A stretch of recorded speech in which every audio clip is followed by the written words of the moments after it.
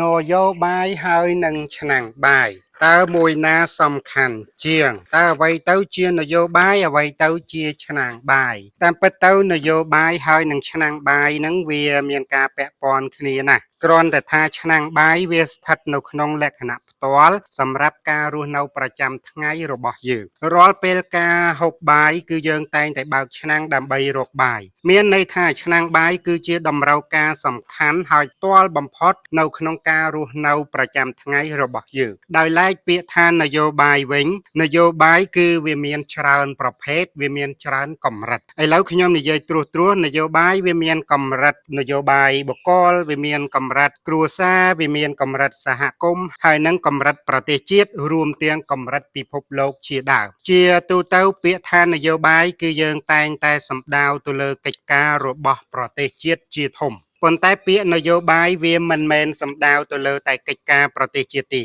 ព្រោះពាក្យថានយោបាយគឺជាវិធីសាស្ត្រនៅក្នុងការរកបាយដើម្បីដោះស្រាយជីវភាពនៅក្នុងការរស់នៅហើយបើបងប្អូនចង់ដឹងលម្អិតគឺជាវសិភៅអរិយប្រទេសយកទៅអានទៅឬមួយក៏ជាវសិភៅអរិយប្រទេសជំពូករបបគ្រប់គ្រងប្រទេសនិងជំពូកមេដឹកនាំប្រទេសបងប្អូននឹងដឹងច្បាស់ហើយពាក់ព័ន្ធជាមួយនឹងនយោបាយហេតុអ្វីបានជាខ្ញុំនិយាយអំពីប្រធានបទនយោបាយគឺដោយសារតែប្រជាពលរដ្ឋខ្មែរយើងតែងតែឲ្យនិយមន័យនយោបាយទៅលើពាក្យថាល្បិចកលកុហកបោកប្រាស់វាគឺជាការពិតណាស់ព្រោះនយោបាយគឺមានពាក្យឧបាយនៅក្នុងហ្នឹងប៉ុន្តែនយោបាយដើរខុសវាមិនមែននាំមកនៅគ្រោះថ្នាក់តែបុគ្គលនយោបាយឡើយគឺវានាំគ្រោះថ្នាក់ទៅដល់បុគ្គលទូទាំងប្រទេសផងដែរជាក់ស្ដែងនៅក្នុងប្រវត្តិសាស្ត្ររបស់ខ្មែរយើងដូចជាសម័យកាលខ្មែរក្រហមបងប្អូនឃើញថានៅពេលដែលខ្មែរក្រហមធ្វើខុសតើលទ្ធផលវាយ៉ាងម៉េច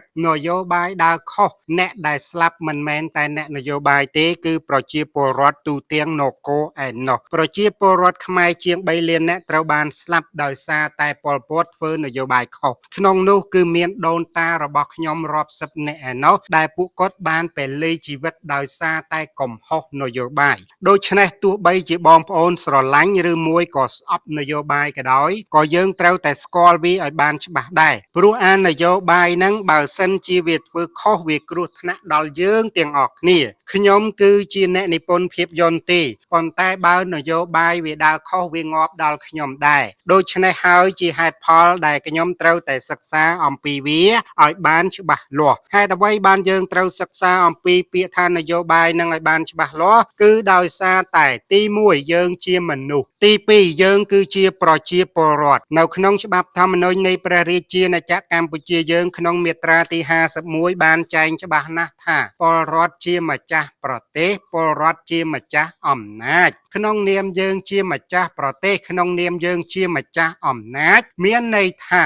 យើងគឺជាអ្នកគ្រប់គ្រងទៅលើនយោបាយនឹងហើយព្រោះនយោបាយវាគឺជាវិធីសាស្ត្រនៅក្នុងការគ្រប់គ្រងនិងដឹកនាំប្រទេសជាតិចំណែកពលរដ្ឋគឺជាម្ចាស់របស់ប្រទេសជាតិដូច្នេះពលរដ្ឋគឺជាម្ចាស់របស់នយោបាយនឹងហើយអញ្ចឹងមានន័យថាបើសិនជាយើងប្រជាពលរដ្ឋហើយយើងមិនរវីរវល់ជាមួយនឹងនយោបាយយើងមិនធ្វើការស្វែងយល់ឲ្យច្បាស់អំពីនយោបាយនៅពេលដែលនយោបាយដើរខុសលទ្ធផលគឺយើងជាអ្នករងគ្រោះហើយពាក្យថាពលរដ្ឋជាម្ចាស់ប្រទេសក៏មិនចាំបាច់ប្រើដែរព្រោះអ្នកមិនបានគ្រប់គ្រងទៅលើនយោបាយបើយើងជាពលរដ្ឋម្ចាស់ប្រទេសគឺមានសិទ្ធិមានអំណាចគ្រប់គ្រងទៅលើអំណាចរបស់ប្រទេសដូច្នេះគឺយើងមានសិទ្ធិគ្រប់គ្រាន់នៅក្នុងការគ្រប់គ្រងនយោបាយហ្នឹងនិយាយឡើងវិញហេតុផលដែលយើងត្រូវសិក្សាអំពីនយោបាយព្រោះនយោបាយវាមានអានុភាពសម្រាប់ជោគវាសនាលើជីវិតរបស់យើងគេថាសត្វខ្លាវាសាហាវ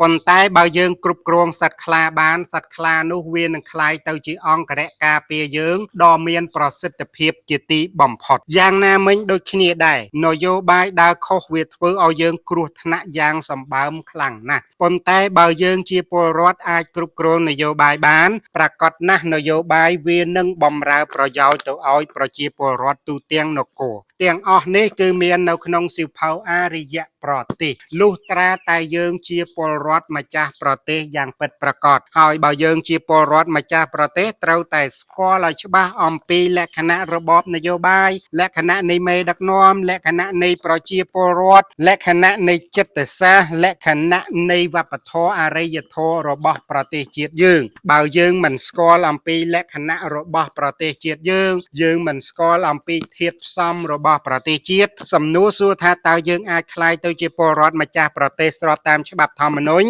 មាត្រាទី51បានដោយរបៀបម៉េចដូច្នេះហើយជាវសិភៅអរិយប្រទេសយកទៅអានទៅអាធំក៏បានអាតូចក៏បានដែរតាមតម្រូវការរបស់បងប្អូនវិនិយោគជាមួយនឹងចំណេះដឹងដើម្បីកសាងខ្លួនយើងឲ្យក្លាយទៅជាពលរដ្ឋយ៉ាងពិតប្រាកដក្នុងនាមជាពលរដ្ឋម្ចាស់ប្រទេសស្របតាមច្បាប់ធម្មនុញ្ញមាត្រាទី